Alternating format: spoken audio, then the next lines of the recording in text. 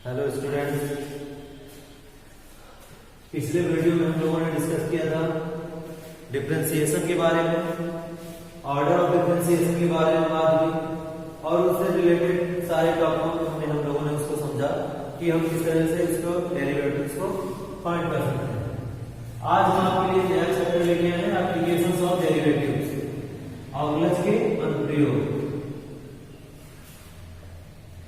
तो ऑगलज के अनुप्रयोग में सबसे पहला टॉपिक हमारा जो होगा वो होगा परिवर्तन की दर याद करना कि परिवर्तन की दर क्या है। राशियों के परिवर्तन की दर, राशियों के परिवर्तन की दर पहला टॉपिक है। इसमें हम पहले डिस्कस करेंगे कि राशियों की परिवर्तन की दर क्या होती है और इसे हम कैसे प्रदर्शित करते हैं। तो हमने अभी पिछले वीडियो में पढ़ा हुआ था dy by dx। dy by dx क्या होता था? dy by dx मीन्स कि x के सापेक्ष y में हुआ परिवर्तन, x के सापेक्ष किसी राशि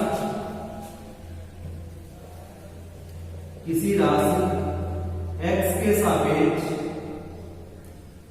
किसी राशि y में हुआ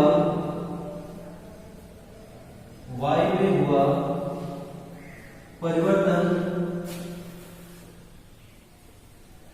x के सापेक्ष y के परिवर्तन की दर कहलाती है। रेट ऑफ चेंज, परिवर्तन की दर कहलाती है और इसे हम dy by dx से प्रदर्शित करते हैं। ठीक, तो जो राशि मान लिया कि x के सापेक्ष x परिवर्तित हो रहा है थोड़ा सा, तो उसके परिवर्तन के सापेक्ष y भी थोड़ा सा परिवर्तित हो रहा है, जिसे डिनोट करते हैं dy by dx से। तो किसी राशि के सापेक्ष जब कोई दूसरी राशि परिवर्तित होती है तो उस राशि का उस राशि के सापेक्ष में क्या कहलाता है? परिवर्तन की दर। परिवर्तन की दर से रिलेटेड एक प्रॉब्लम करते हैं जिससे हमें समझ में आएगा। एक फर्स्ट टाइप का क्वेश्चन देखते हैं। एक क्वेश्चन है, एक गतिमान बिंदु ए का वेग v t सेकेंड में v बराबर 1 माइनस 5t स्क्वायर समीकरण से दिया जाता है। उस बिंदु का त्वरण किसी क्षण ज्ञात कीजिए। तो वेग हमें दिया गया है किसी बिंदु पर 1 माइनस 5t स्क्वायर किसी समय t पर, t सेकेंड में समय पर दिया गया है। तो हमें इसका त्वरण निकालना है। तो त्वरण बराबर क्या होता है? त्वरण मतलब होता है वेग परिवर्तन की दर, मतलब एकांक समय में जितना वेग परिवर्तित होता है मींस dv अपॉन dt। त्वरण को हम ऐसे डिनोट कर लेते हैं। तो एक बराबर क्या होता है? त्वरण बराबर होता है वेग परिवर्तन की दर मतलब कि वेग बटे समय। एकांक समय में जितना वेग परिवर्तित होता है उसे हम क्या कहते हैं? त्वरण। मतलब को अगर वेग को v को t के सापेक्ष डिफरेंशिएट कर देते हैं तो हमें क्या प्राप्त हो जाएगा? त्वरण। तो हम यहां से v है t के सापेक्ष इसको डिफरेंशिएट करते हैं, t के सापेक्ष इसका अवकलन करेंगे तो v का क्या हो जाएगा? dv अपॉन dt और यहां से हो जाएगा 1 का 0 माइनस 5 इंटू टी स्क्वायर को डिफरेंशिएट करेंगे तो हो जाएगा 2t और t का t के सापेक्ष हो जाएगा 1। तो यहां से dv अपॉन dt को आ जाएगा माइनस 10t। चूंकि dv अपॉन dt मतलब क्या होगा कि वेग में परिवर्तन की दर है समय के सापेक्ष और यही क्या कहलाती है? त्वरण। तो उसका त्वरण कितना हो जाएगा? Acceleration minus 10t। ठीक, तो कभी भी हमें वेग दिया जाए उसे त्वरण निकालना है तो वेग को हम जानते हैं त्वरण क्या होता है? वेग परिवर्तन की दर किसके सापेक्ष? समय के सापेक्ष। मतलब एकांक समय में जितना वेग हमारा परिवर्तित होता है वही क्या कहलाता है? त्वरण कहलाता है। तो हम क्या करेंगे, जो भी हमें वेग दिया जाएगा उसे अगर समय के साथ डिफरेंशिएट कर देते हैं तो त्वरण प्राप्त हो जाता है। तो इस तरह से हमें जो वेग दिया जाए v equal 1 minus 5t square, इसको t के सापेक्ष डिफरेंशिएट करते हैं तो dv अपॉन dt इक्वल कितना हो जाएगा? 1। एक अचर राशि है और इसका डिफरेंशिएशन 0 माइनस 5 बाहर t स्क्वायर का डिफरेंशिएशन करेंगे 2t और t का t क्या है? इसे फिर से डिफरेंशिएट करेंगे तो यहां से क्या हो जाएगा? 1। इसलिए dv अपॉन dt इक्वल हो जाएगा माइनस 10t। यहां से हम कह सकते हैं कि dv अपॉन dt मतलब कि समय के सापेक्ष वेग में परिवर्तन है और यही क्या कहलाता क्या त्वरण, तो इस इक्वेशन का त्वरण कितना आएगा -10t। बात करते हैं नेक्स्ट प्रॉब्लम की। जैसे में एक दिया गया अगला प्रॉब्लम है कि वृत्त के क्षेत्रफल के परिवर्तन की दर इसकी त्रिज्या के सापेक्ष ज्ञात कीजिए, जबकि r बराबर 5 सेंटीमीटर दिया है। r के सापेक्ष किसी वृत्त के क्षेत्रफल में परिवर्तन की दर ज्ञात करना है। तो वृत्त के क्षेत्रफल में वृत्त के क्षेत्रफल को हम ऐसे एरिया ऐसे डिनोट करते हैं। तो वृत्त का क्षेत्रफल होता है पाई r स्क्वायर, जिसके सापेक्ष हमें इसमें परिवर्तन निकालना है, उसी के सापेक्ष हम इसको डिफरेंशिएट कर देते हैं। तो r के सापेक्ष अवकलन करेंगे, तो r के सापेक्ष अवकलन करने पे हो जाएगा dA/dr equal d of dr pi r square. यहां से हो जाएगा dA/dr पाई, अच्छा बाहर हो जाएगा d of dr r square. यहां से लिख सकते हैं पाई r स्क्वायर को डिफरेंशिएट करेंगे 2r, it mean dA/dr equal क्या हो जाएगा 2 पाई r। क्योंकि r इक्वल दिया गया है 5, तो r की जगह 5 पुट करते हैं, तो 2 पाई into 5 इक्वल 10 पाई। अब मात्रक देखते हैं, तो चूंकि त्रिज्या के सापेक्ष है इसलिए इसका कोई मात्रक नहीं लिखेंगे, वरना हम इसका मात्रक लिखते हैं अगर सेकंड के सापेक्ष दिया जाता। तो ये था कि कोई किसी वृत्त की त्रिज्या r 5 दिया गया था, तो उसका क्षेत्रफल त्रिज्या के सापेक्ष कितना परिवर्तित हो रहा है ये हमें निकालना था। तो क्षेत्रफल में परिवर्तन त्रिज्या के सापेक्ष निकालना था, इसलिए हम क्षेत्रफल को त्रिज्या के सापेक्ष डिफरेंशिएट कर देंगे। तो हमें पता है वृत्त का क्षेत्रफल कितना होता है पाई r स्क्वायर, r के सापेक्ष इसको डिफरेंशिएट करेंगे तो ये हो जाएगा dA/dr, d of dr pi r square. अब पाई अचल राशि है, बाहर हो जाएगा d of dr r square को डिफरेंशिएट करेंगे तो 2r, it means dA/dr equal कितना आ गया 2 पाई r। क्योंकि r इक्वल हमें 5 दिया गया है, r की जगह हम 5 रख सकते हैं, तो यहां से आ जाएगा इसका कि dA/dr इक्वल 10 पाई। नेक्स्ट क्वेश्चन देखते हैं।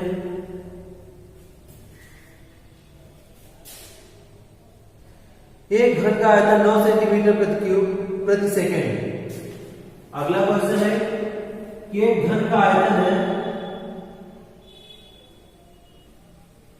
घन का आयतन वॉल्यूम ऑफ अ क्यूब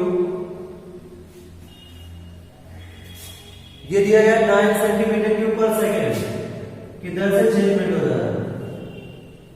मतलब इसमें चेंजमेंट की जो रेट ऑफ चेंजमेंट है वो कितना है 9 सेंटीमीटर क्यूब पर सेकंड की दर से बढ़ रहा है। आप ये एक चीज ध्यान देना है कि जो भी परिवर्तन अगर बढ़ रहा है, मतलब किसी भी क्षेत्रफल या आयतन में परिवर्तन हो रहा है और वो अगर बढ़ रहा है तो वहां पे हम प्लस साइन लेंगे, और अगर उसमें कमी हो रही है घट रहा है तो वहां पे हम माइनस साइन लेंगे।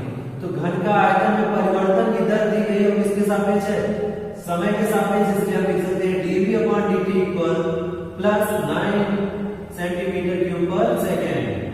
प्लस साइन इसलिए लगा है क्योंकि आयतन बढ़ रहा है। प्लस साइन वृद्धि को शो करेगा, जबकि माइनस साइन कमी को प्रदर्शित करेगा।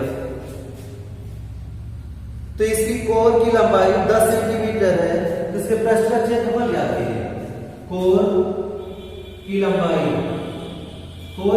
मतलब भुजा, और ए बराबर ये दिया गया है 10 सेंटीमीटर।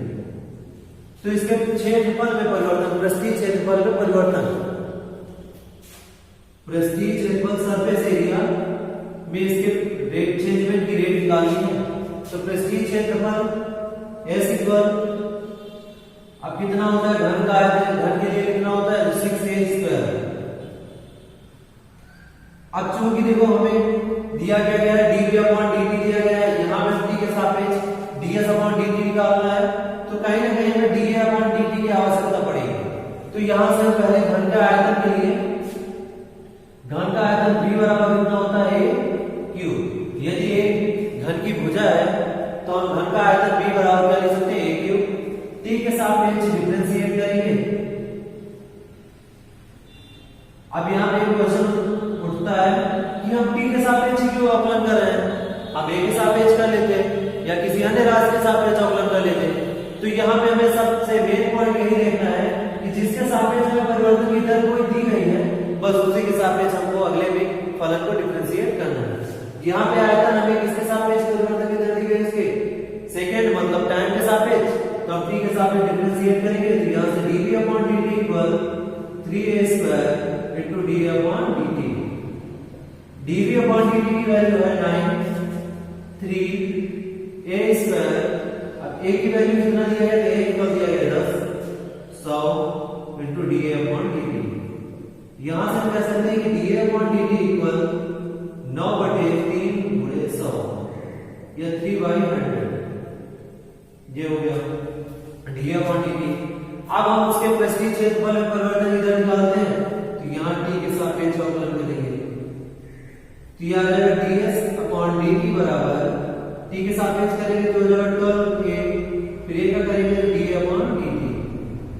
12a की वैल्यू है 10, dA/dt का मान है 3/100, 10 बाद में कट जाएगा तो यहां से आ जाएगा 36/100 10 या यहां से आ जाएगा 18/5।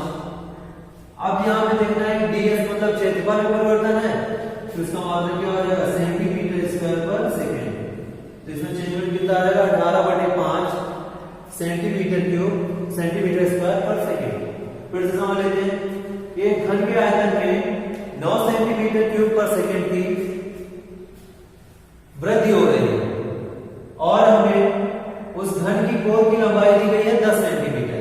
घन के कोर की लंबाई मतलब भुजा में दी गई है 10 सेंटीमीटर।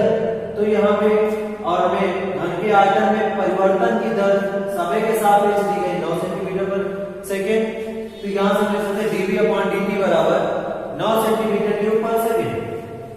अब हमें इसके लिए पृष्ठीय क्षेत्रफल में परिवर्तन निकालना है तो पृष्ठीय क्षेत्रफल में परिवर्तन मतलब पृष्ठीय क्षेत्रफल x बराबर होता है 6a²। 6a² होता है मतलब कि यहाँ पे अगर हम t के सापेक्ष इसको डिफरेंशिएट करेंगे तो कहीं ना कहीं हमें dA/dt की आवश्यकता पड़ेगी। तो dA/dt की आवश्यकता पड़ेगी इसलिए हमें इसके आयतन में यूज करना होगा। तो घन का आयतन b बराबर होता है a³। चूंकि हमें परिवर्तन जो घन का दिया गया है घन के आयतन में परिवर्तन की दर है t के सापेक्ष, तो t के सापेक्ष इसका अवकलन करते हैं तो यहाँ पे आ जाएगा dv/dt बराबर a³ का करेंगे 3a², फिर a का करेंगे तो dA/dt। dv/dt का मान 9, 3 a की वैल्यू 10 तो 100 हो जाएगा dA/dt में dA/dt इक्वल 3/100। अब यहाँ से हमें dA/dt पता चल गया तो पृष्ठीय क्षेत्रफल ज्ञात कर सकते हैं। s बराबर क्या होता है 6a², t के सापेक्ष डिफरेंशिएट करेंगे ds/dt equal 12a into dA/dt। dA/dt की वैल्यू हमने यहाँ से निकाली है 3/100, यहाँ पे रखेंगे तो ये हो जाएगा कितना 18/5 सेंटीमीटर/सेकंड। अब एक क्वेश्चन पे और डिस्कस कर लेते हैं और इसी से रिलेटेड जितने भी क्वेश्चन हैं उनको हम कर सकते हैं, बस यही मेथड है इनका परिवर्तन की दर के लिए। अगला एक क्वेश्चन दिया गया है, इससे एक क्वेश्चन पक्का आता है पेपर में कि किसी उत्पाद की x इकाइयों के विक्रय में से प्राप्त कुल आय दी जाती है, उसे सीमांत आय पूछी जाती है। कुल उत्पादन दिया जाता है उसे सीमांत उत्पादन पूछा जाता है। तो जब भी कुल आय से हमें सीमांत आय निकालनी हो तो उसका हम x के सापेक्ष दी जाए कुल आय तो हम x के सापेक्ष उसका क्या कर देंगे अवकलन। और यदि हमें सीमांत लागत निकालनी है, कुल लागत दी जाएगी तो हम क्या करेंगे उसका x के सापेक्ष डिफरेंशिएशन कर देंगे। तो कुल आय दी गई है, कुल आय 3x²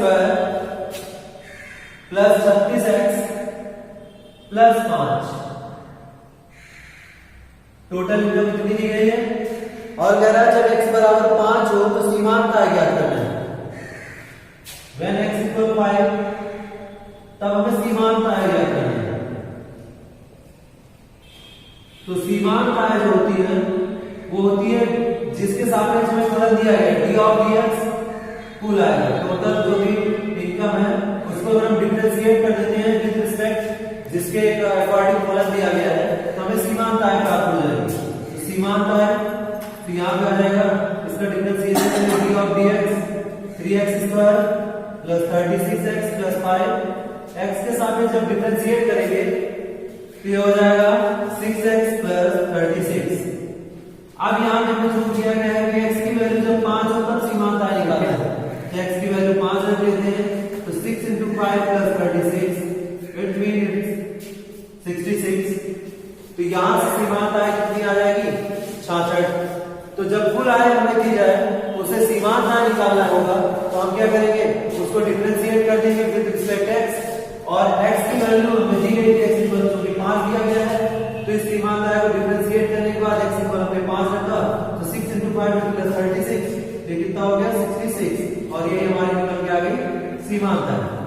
अब हम नेक्स्ट वीडियो में हम लोग चर्चा करेंगे, नेक्स्ट वीडियो में हम लोग नेक्स्ट टॉपिक होगा हमारा इंक्रीजिंग फंक्शन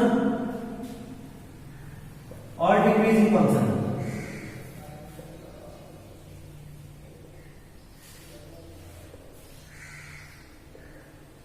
वर्तमान और भासमान, तीन फलों के बारे में हम नेक्स्ट वीडियो में डिस्कस करेंगे। Thank you class.